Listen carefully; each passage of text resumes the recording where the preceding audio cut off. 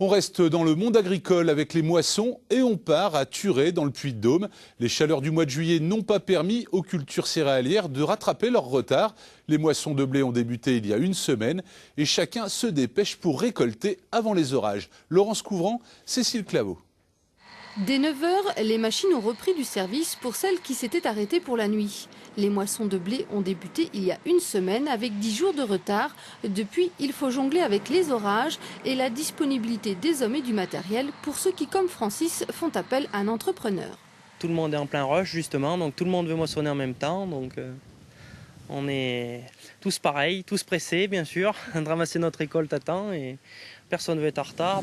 Car des orages sont annoncés ce soir. Francis espère avoir fini de moissonner ses 54 hectares avant les premières gouttes.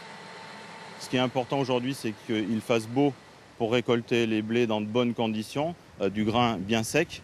Donc là, on a aujourd'hui un temps très favorable.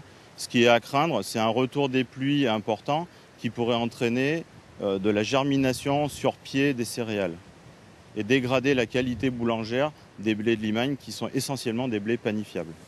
La plaine de la Limagne est réputée pour produire les meilleurs blés de France pour la boulangerie avec un fort taux de protéines. Mais cette année, avec un printemps froid et pluvieux, les grains ont moins profité.